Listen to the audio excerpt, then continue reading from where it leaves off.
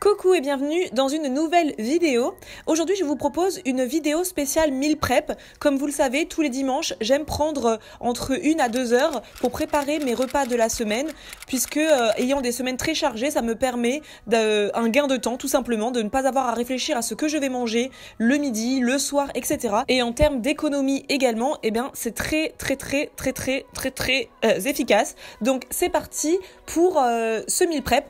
Donc, pour commencer, j'ai préparé des falafels et des patates douces au four. La recette des falafels se trouve sur notre blog depuis de longs mois maintenant, donc je vous mets le lien en barre d'infos. Mais en gros, les falafels, ce sont des galettes de pois chiches. Donc je commence simplement par rincer mes pois chiches et ensuite dans un mixeur j'ajoute, donc là j'ai rajouté un oignon rouge et un demi-oignon blanc, 2 gousses d'ail et une belle poignée de coriandre, et également une belle poignée de persil.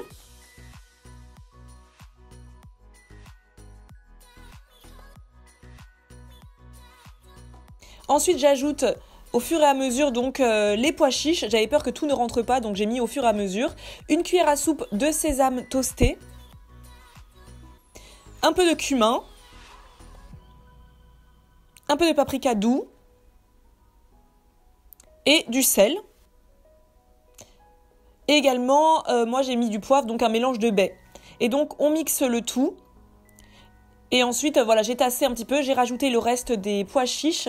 J'ai remixé encore un chouïa avant d'ajouter donc 2 à 3 cuillères à soupe de farine. Moi je crois que j'en ai rajouté 2 cuillères à soupe, mais en fait il en fallait bien 4.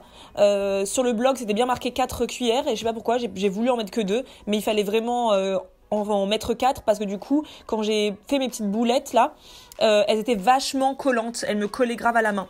Donc sur une plaque de cuisson, eh bien vous préparez des petites boulettes comme ça avec la préparation de falafel.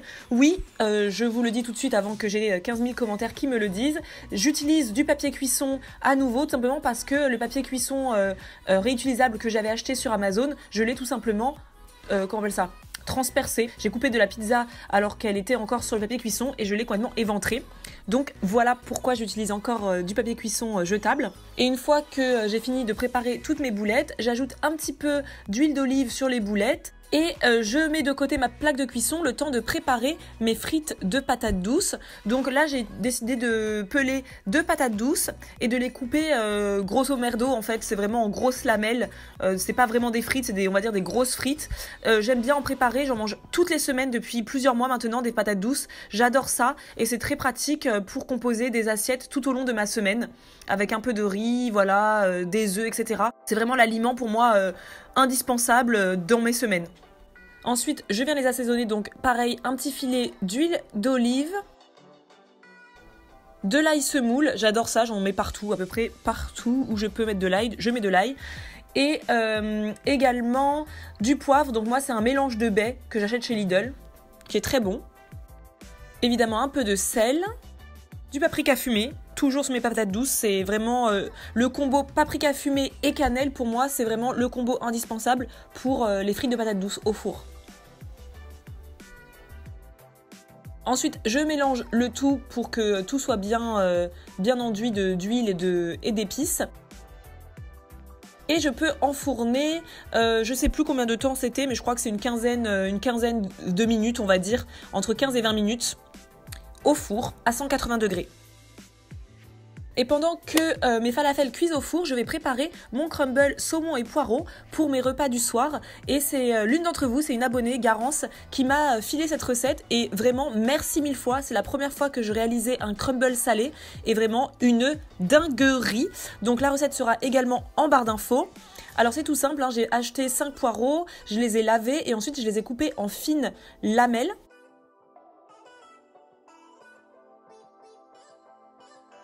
Et ensuite, j'ai pris 2 échalotes que j'ai finement émincées également. Vous pouvez aussi utiliser des oignons, mais moi j'aime bien l'échalote avec le saumon. Je trouve que ça se marie très bien.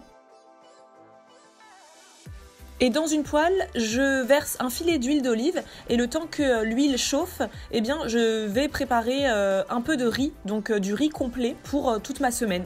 On fait tout en même temps, les amis. C'est ça le meal prep.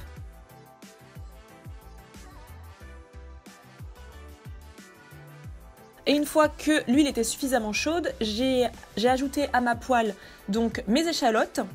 Je les ai laissées suer un petit peu à feu moyen. Et une fois que les échalotes avaient bien sué, j'ai rajouté donc mes poireaux finement émincés. Et ensuite, voilà, on laisse revenir tranquillement. En fait, il s'agit vraiment de faire comme une sorte de fondue de poireaux. C'est vraiment la base de la fondue de poireaux, tout simplement. Et ensuite, j'ajoute mes épices. Donc, j'ai juste mis un mélange de baies et du sel, tout simplement. Ah si, et de l'ail en poudre, évidemment, of course. Je vous l'ai dit tout à l'heure, partout où je peux mettre de l'ail, je mets de l'ail. Et ensuite, je couvre et les poireaux et le riz. Et je laisse revenir une quinzaine de minutes. Pendant que le riz et les poireaux cuisent, je prépare mon saumon et la marinade. Donc tout simplement, je prends, là c'est normalement 400 g de saumon. Moi j'ai pris que 2 darnes de saumon que j'ai coupé donc en petits dés, que j'ai mis dans un saladier. Et ensuite, il suffit de rajouter au saumon 10 centilitres de crème. Donc moi j'ai utilisé de la crème liquide de soja, mais vous pouvez utiliser la crème de votre choix. Je l'ajoute ensuite au saladier avec le saumon. Et ensuite, j'ajoute également un jus de citron pressé.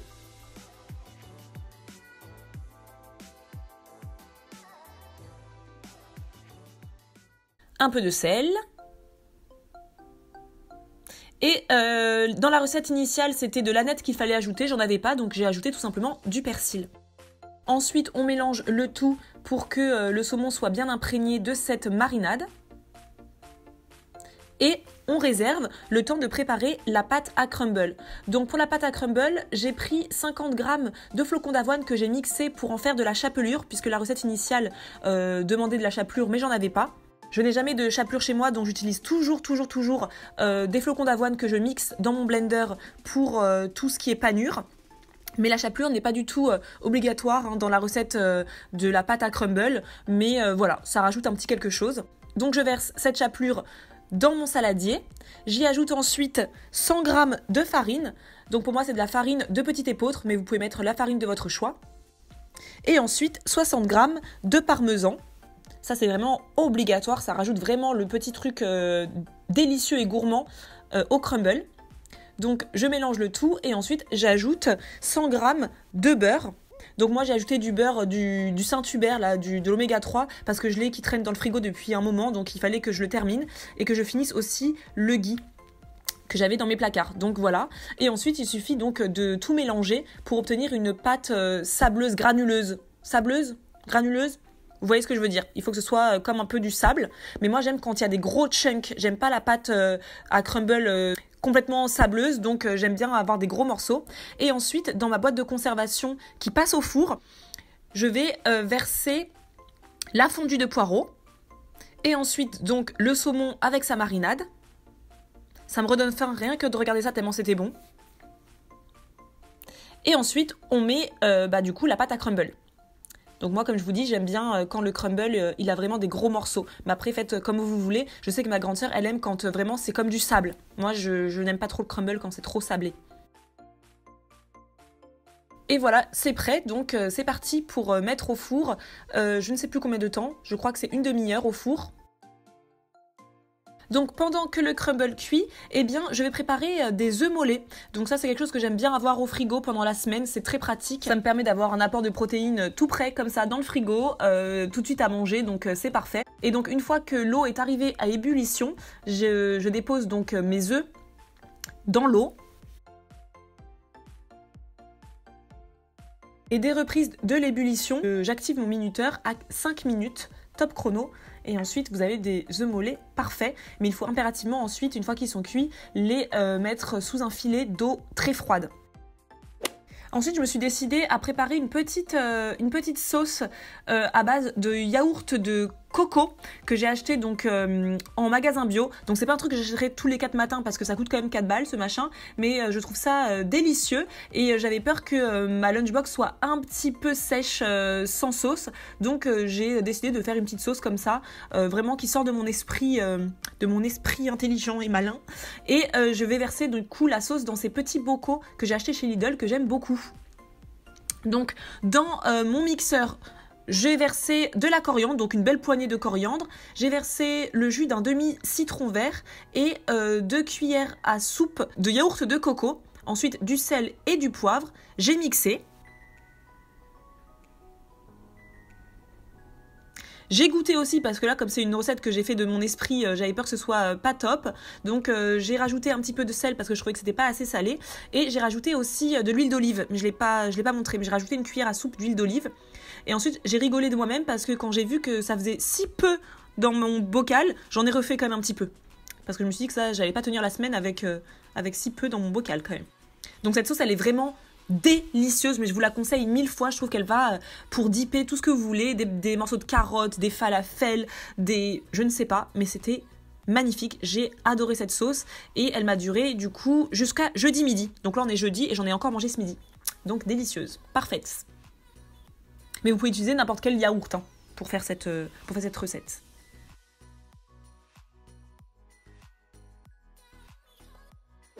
Ensuite, pour les petits déjeuners de la semaine, j'ai préparé donc des pancakes à la banane avec de la farine de sarrasin. C'est une recette qu'ils adoraient à partager il y a plusieurs semaines maintenant sur YouTube aussi. Donc dans mon blender, j'ajoute ma banane, j'ajoute 2 œufs et une cuillère à soupe de farine de sarrasin. C'est une farine que j'aime beaucoup utiliser ces derniers temps. Vraiment, vraiment. Et ensuite, j'ajoute une petite versée de cristaux d'huile essentielle de citron vert de la marque Aromandise. J'adore ces petits cristaux.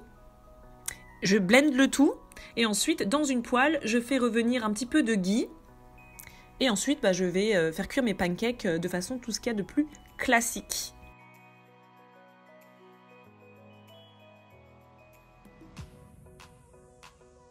Et normalement ces pancakes c'est pour un seul petit déjeuner, Isadora c'est ce qu'elle disait dans la vidéo, mais moi en fait le matin ces derniers temps j'aime beaucoup prendre des smoothies, donc ça m'a fait 2 petits déjeuners. Je suis très très smoothie en ce moment, donc c'est pour ça que je me suis dit que j'allais mettre dans un tupperware 2 bananes qui étaient vraiment très mûres, qui allaient mourir dans ma corbeille à fruits, que j'allais les mettre dans mon tupperware au frigo. J'ai toujours un tupperware au congélateur avec des bananes surgelées, comme ça le matin j'ai juste à les mettre dans mon blender avec quelques fruits, des épinards, etc. Et j'ai un smoothie délicieux, frais et une tuerie. Donc cette semaine-là, j'ai pris au petit déjeuner un smoothie et des pancakes avec un mélange de graines de tournesol.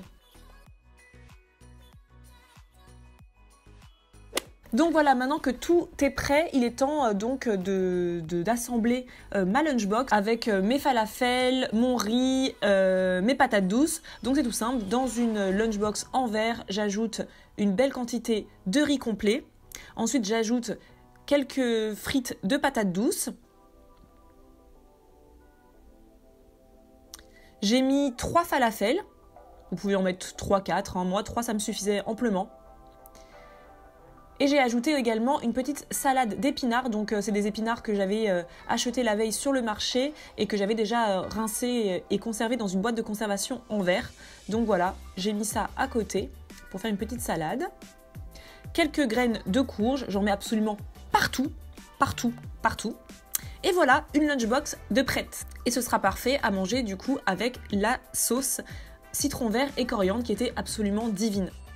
Le crumble également est prêt et ça c'est vraiment parfait, ces petites boîtes en verre comme ça, puisque j'ai juste à mettre le couvercle dessus et hop, au frigo, ça se conserve magnifiquement bien, c'est vraiment trop pratique, je vous mets le lien également en barre d'infos.